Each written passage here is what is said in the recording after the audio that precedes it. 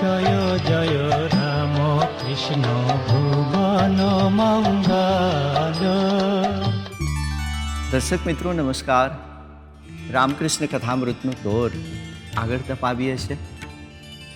બરાબર સમયના અનુસંધાન આપણને મળી આવે છે અને માસ્ટર મહાશયે રામકૃષ્ણ કથામૃતની અંદર મોટાભાગે તારીખો, સમય અને દેશી પંચાંગ મુજબના મહિનાની પણ નોંધ કરી છે। આ પ્રસંગ છે, ક્રમ મુજબ આપણે પ્રસંગો જોઈએ છીએ ત્યારે 1883ના 1 જાન્યુઆરીના સાંજનો આ પ્રસંગ છે। પોષવદ આઠમનો આ પ્રસંગ છે અને દક્ષિણેશ્વરની અંદર જ્યારે રામકૃષ્ણ દેવ એ લગભગ સાંજના 4 વાગે ભક્તોની સાથે એક સાદી ચટાઈ ઉપર બેઠેલા છે। કલકત્તાથી થોડા ભક્તો આવ્યા છે અને જે રામકૃષ્ણ દેવનો ઓરડો છે એની પાછળના ભાગે માં ભાગીરથીનો પ્રવાહ વહી રહ્યો છે। દક્ષિણેશ્વર મંદિરના એ શિખરોથી ઉપર ક્યાંક ધ્વજાની સાથે નાની નાની ઘંટડીઓનો રવ પણ સંભળાઈ રહ્યો છે। બિલકુલ શાંત વાતાવરણ છે અને અત્યંત પવિત્ર ધૂપની સુગંધ પણ આવી રહી છે। આવા આહ્લાદક વાતાવરણની અંદર એક ચૈતન્ય પ્રતિભા જે અસ્તિત્વ છે એમના સદેહે દક્ષિણેશ્વરમાં બિરાજે છે ત્યારે રામકૃષ્ણ દેવ એટલે સમગ્ર ભાવ જગતનું એક સેંકડો વર્ષથી કે સમગ્ર એનું જીવન જોઈએ ને તો એના દેહે કેટલા આવિર્ભાવ સહન કર્યા છે અને બિલકુલ બાળક અવસ્થાની અંદર, બાલ્ય અવસ્થાની અંદર અને બાળક જે રીતે નાની નાની વાતમાંથી હાસ્ય નિપજાવે, નાના પ્રસંગમાંથી ને બાળકની જેમ કોઈને શું લાગશે એની એમને નથી કોઈ પડી, એ બાળકની જેવી એક વાત પણ કરશે અને એ બાળ સહજ અવસ્થાનો જે ભાવ છે બાળક જેવું વર્તન કરે। કોઈને જોવે તો પણ એમની જે બિહેવિયર છે બાળક જેવી લાગે। લોકો આ જોવે છે ક્યારેક વાત્સલ્ય ભાવમાં ખેંચાઈ જાય છે। લાટુ, બલરામ, રાખાલ, નરેન્દ્ર એટલે કે ભવિષ્યના વિવેકાનંદ ત્યારે તો બધા કિશોર અવસ્થામાં છે અને આ બધા શિષ્યો દક્ષિણેશ્વર આવે છે। રામકૃષ્ણદેવ એ પણ જોવે છે કે કોણ કેટલું ખેંચમાં છે।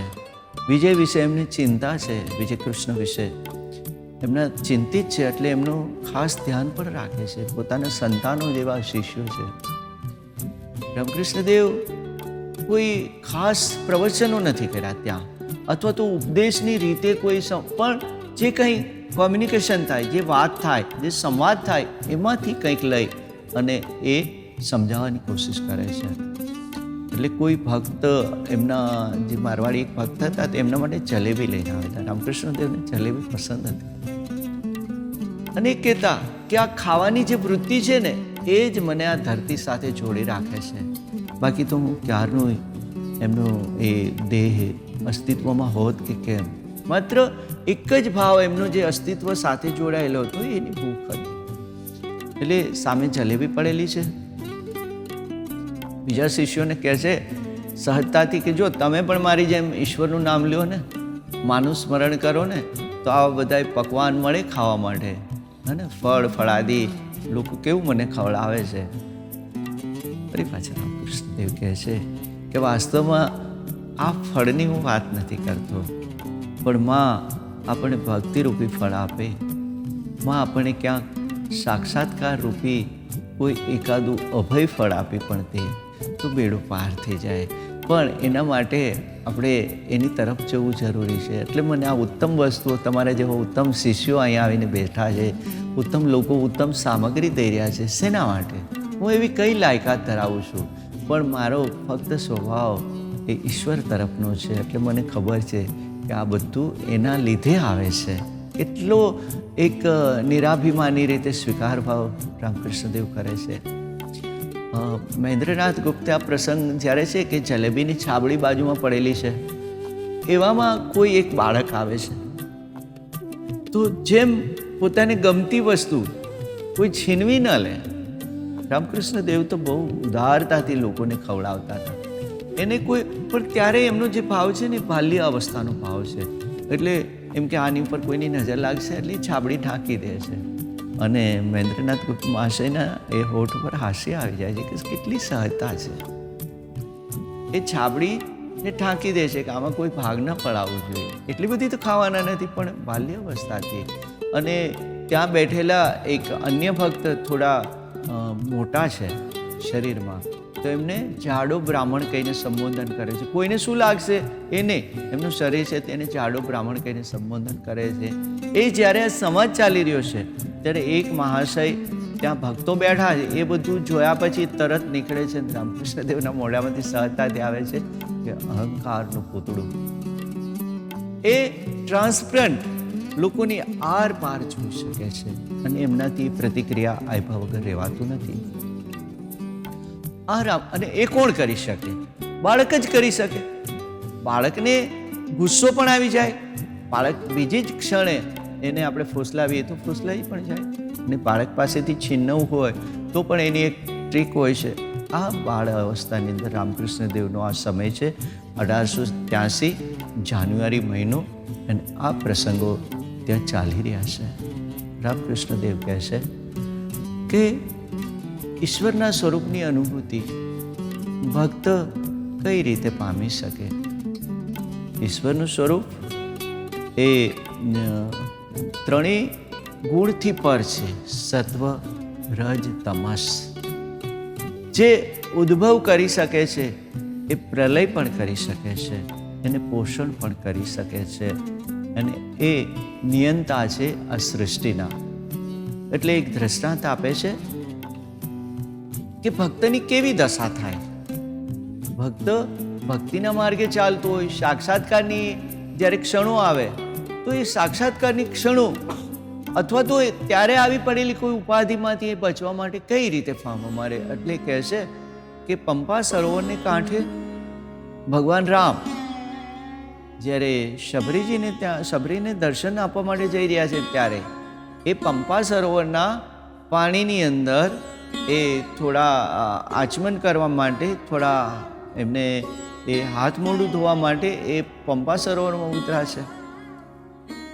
હવે રામ જ્યારે બહાર આવે છે ત્યારે એના ધનુષ્યની પણછ, જે છેલ્લું પણછ છે એ થોડી લોહીથી તરબતર છે. એટલે એને વિચાર આવે છે કે મારાથી અજાણી કોઈ જીવની હિંસા થઈ છે. એટલે લક્ષ્મણને કહે છે કે તપાસ કરો, આ કોને મેં આ હાનિ પહોંચાડી છે? મારો કોઈ પ્રયત્ન નથી, અનાયાસે અજાણતા કોઈને કંઈક વાગી ગયું છે.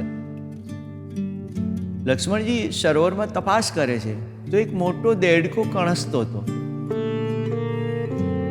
એટલે લક્ષ્મણજીએ રામને કીધું કે પ્રભુ, એક દેડકાને આ વાગી ગઈ છે આપના ધનુષને પણછ. તો રામે એ દેડકાને કીધું કે અમે જ્યારે અંદર આવતા હતા તો તારે ભાગવું તો જોઈએ ને, તે પ્રયત્ન કેમ ન કર્યો? તે બચવાની કોશિશ કેમ ના કરી?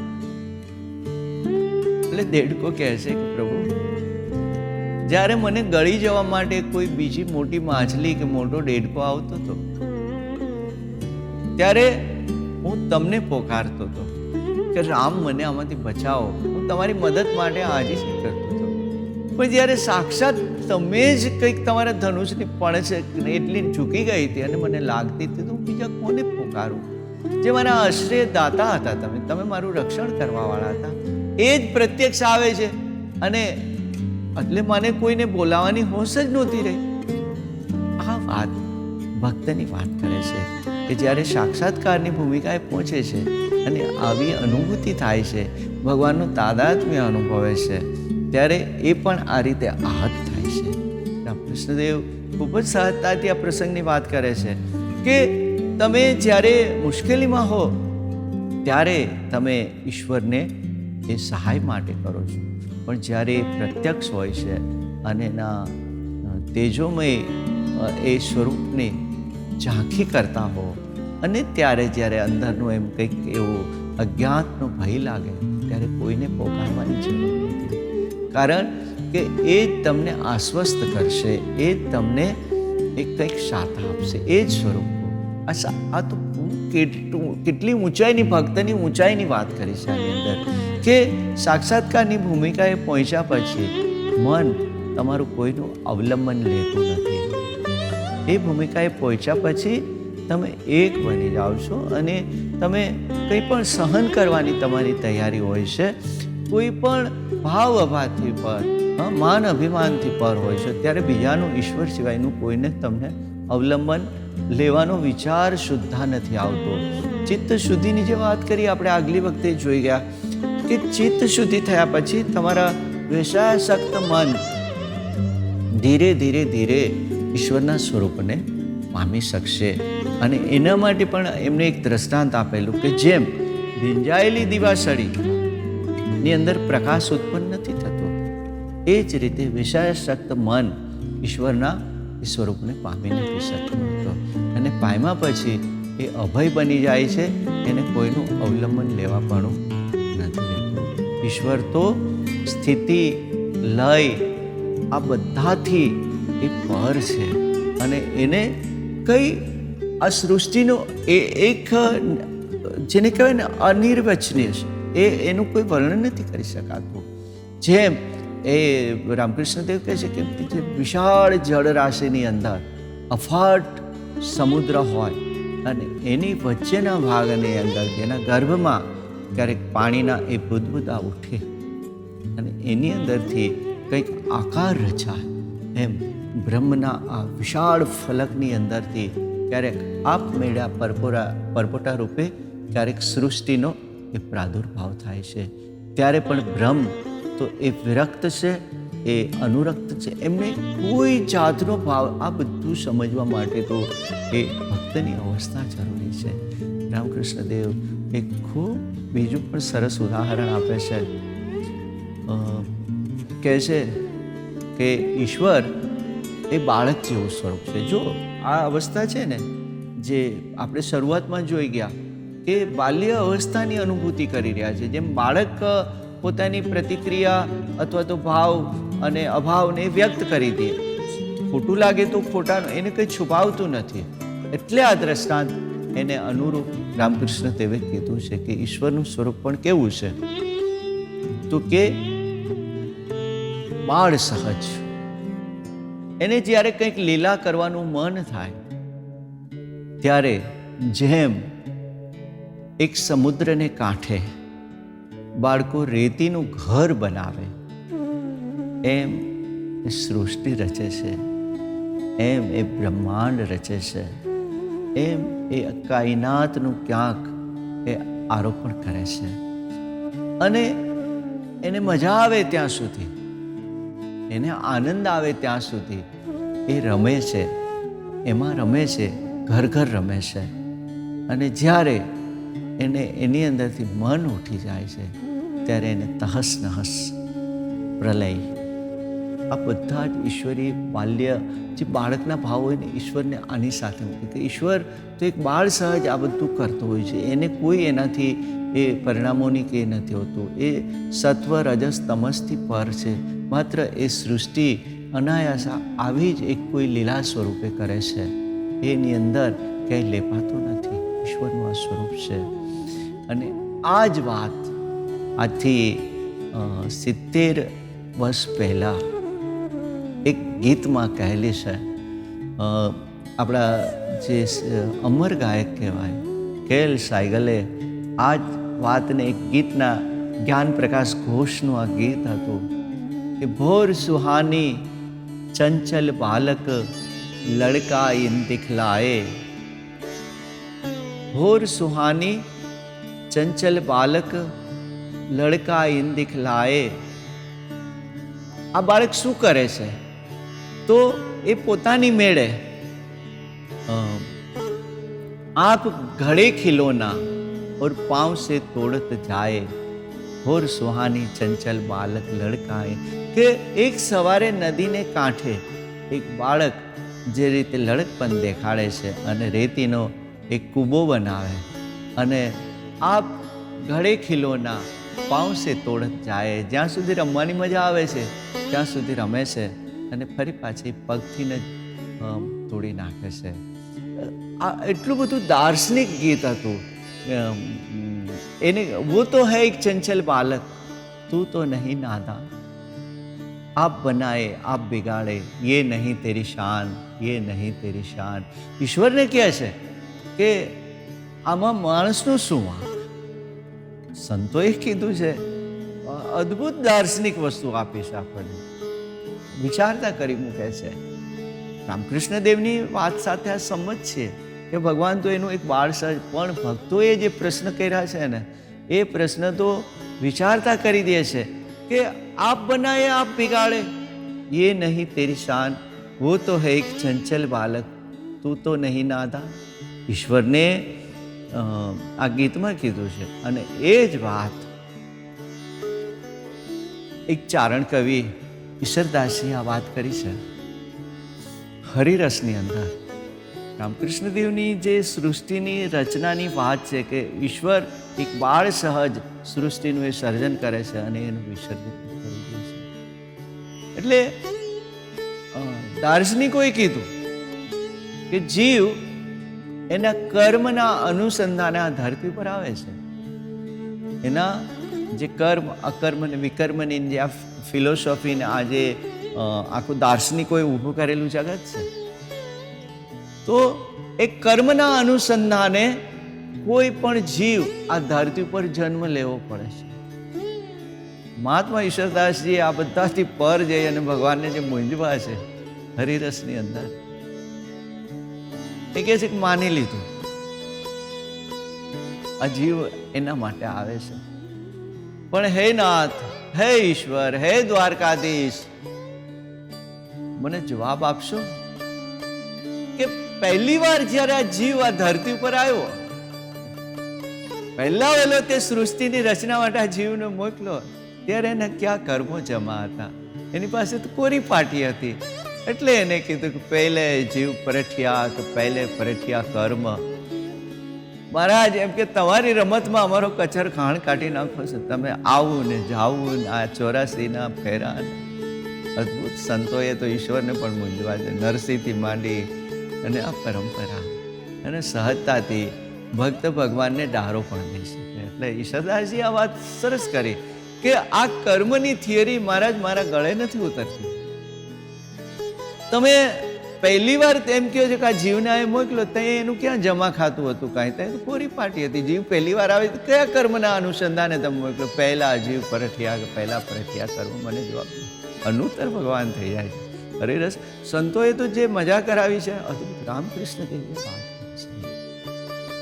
કથામૃતની અંદર વાત કરે છે કે જેમ અફાટ જળ રાશિની અંદર આપણે જોઈએ છીએ કે એ કુદરતી પ્રક્રિયાથી અંદરથી બુદબુદા ઉઠે છે. અને જ્યારે આપ વૈશ્વિક આ કોસ્મિક જ્યારે આખું આજે તો એ આપણને લભ્ય છે આ બધા દ્રશ્યો, આ આકાશગંગાઓના, નિહારિકાઓના અને આ બ્રહ્માંડોના આ બધા દ્રશ્યો આજે સહજ છે. અફાટ લાગે, કોઈ આપણે નાખી નજર ન પડી શકે. એની અંદરથી કંઈક બુદબુદા પેદા થાય અને નાની એવી મગના દાણા જેવી આ ધરતીનું સર્જન થાય અને એની અંદર એક નાની એવી સૃષ્ટિ રચાય, જેની અંદર એ સ્વેદજ અને એ તિર્યંશ ને આ બધી સૃષ્ટિઓ પોતપોતાના વ્યક્તિત્વ લઈને આવે અને એની અંદર પાછા આપણે અહંકારની ભૂમિકાએ જાય.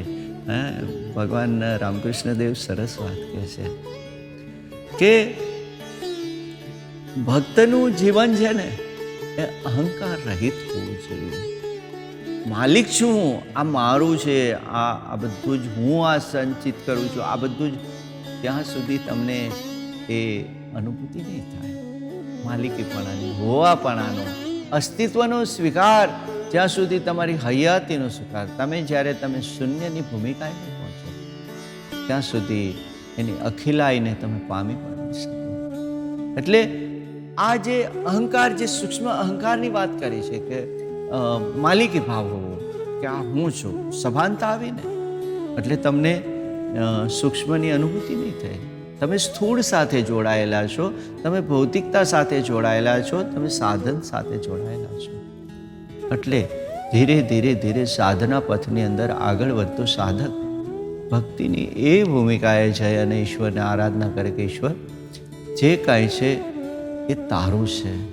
જો કુછ હૈ સો તોર, મેરા મુझ में कुछ नहीं, जो कुछ है सो तोर. આ બાદ બાકી જ્યારે જીવનની થઈ જાય, જ્યારે શૂન્યની ભૂમિકા આવી જાય, જ્યારે અસ્તિત્વને ભૂલાવી દેવાની વાત આવે, ત્યારે એના અખંડ સ્વરૂપને જીવ સમજી શકે છે. એટલે અહંકારની ભૂમિકાને મિટાવી દેવાની વાત કરે છે રામકૃષ્ણદેવ કથામૃતની અંદર. કથામૃતની આ વાતો છે ને એ સહજતાથી રામકૃષ્ણદેવનો એ સ્વભાવ છે. એક વાત કરતાં કરતાં એને અચાનક કંઈક યાદ આવે છે, એ ભૂલી ન જાય એટલા માટે આપણને ઘણીવાર એવું લાગે કે પણ છતાં પણ વાતનો દોર આપણને અખંડ લાગે છે. અહીંયા આ વાત કરે છે કે ઈશ્વર એના બાલ્ય એ સ્વભાવને કારણે આ ધરતીનું સર્જન કરે છે, પાલન કરે છે અને વિસર્જન કરે છે, છતાં પણ એની કોઈ એની અંદર ભૂમિકા નથી. ભક્તો બેઠા છે, સાંભળે છે અને કહે છે કે તમે જેને બ્રહ્મ કહો છો, તમે નિરાકાર જેને બ્રહ્મ કહો છો, તો બ્રહ્મ અને શક્તિ એ અભિન્ન નથી, એ બંને એક જ છે. અને રામકૃષ્ણદેવ તો માના પરમ ભક્ત છે, એટલે એને થોડોક એક પાર્શિયાલિટી પણ મા પ્રત્યેનો એક ભાવ પણ છે. એટલે એ કહે છે કે આદ્ય શક્તિ છે એટલે જ આ જગત છે. એટલું ખોખારીને વાત કરે છે કે મા છે ને, મા ભવતારિણી છે એટલે આ જગત છે. એટલો વિશ્વાસ છે એના સ્વરૂપ ઉપરનો. રામકૃષ્ણદેવે આ વાત આ પ્રકરણની અંદર ખૂબ જ સરસ રીતે એને રજૂ કરી છે. અને એ પછી એ વાતનો દોર આગળ વધારતા કહે છે, બધા ભક્તો બેઠા છે, જિજ્ઞાસુ ભક્તો બેઠા છે, વિજય કૃષ્ણ ગોસ્વામી છે, રાખાલ છે, લાટુ છે, જે પાછળથી બ્રહ્માનંદજી તરીકે એ બધાના નામ સંન્યાસીઓના અલગ અલગ, પણ ત્યારે બધા કિશોરાવસ્થાની અંદર છે. અને કહે છે કે વિષય વાસના ત્યાગ શોધતા. ત્યારે એને ચૈતન્યની પ્રાપ્તિ ક્યારે થશે? તો કહે છે કે સેજ પણ જે આગલા આપણે હપ્તામાં જોઈ ગયા કે જ્યાં સુધી કોઈ પણ સોઈને થોડો પણ વિષય એને ગારો લાગેલો, એટલે એક પ્રતિકાત્મક છે કે એને સહેજ પણ જો એ સંસારનો મોહ હશે, થોડા પણ મોહ અને વિષય વાસનાથી લિપ્ત હશે, તો તમે એના ચૈતન્ય સ્વરૂપને અનુભવી નહીં શકો, એને પ્રાપ્ત નહીં કરી શકો, એને સમજી નહીં શકો. કે જેઓ આ સંસારની અંદર કંઈક આવીને કંઈક મુક્ત થવા માગે છે, એ લોકોએ ભક્તિ માર્ગે આગળ ચાલવું. એ વૈધિ ભક્તિ હોય, અનુરાગ ભક્તિ હોય કે નવધા ભક્તિમાંનો કોઈ પણ પ્રકાર હોય, અને ધીરે ધીરે એને ઈશ્વરને એ પોતાના વશમાં કરવાની વાત છે. ભક્ત ભગવાનને પોતાના વશમાં કરે, સમર્પણ ભાવ બધું જ એને સમર્પી દેવાની વાત કરે છે. અને ધીરે ધીરે પોતાના એ સાંસારિક કામ ઓછા કરતા જાઓ, તમારી જવાબદારીઓ ઓછા કરતા જાઓ, અને ઈશ્વરમય તમારું જીવન હશે. અને ચિત્ત શુદ્ધિ થયા પછી તમારા સાધના પથની અંદર જ્યારે એમ લાગે કે ના, હવે મને બહુ કોઈ બહારના એ બાહ્ય પરિબળો એ કોઈ મારા એ વિઘ્ન કરતા નથી. દર્શક મિત્રો, ફરી પાછા આવતી વખતે કથામૃતનો દોર આગળ ધપાવીશું. ત્યાં સુધી નમસ્કાર, જય ઠાકોર. જય જય રામ કૃષ્ણ ભુવ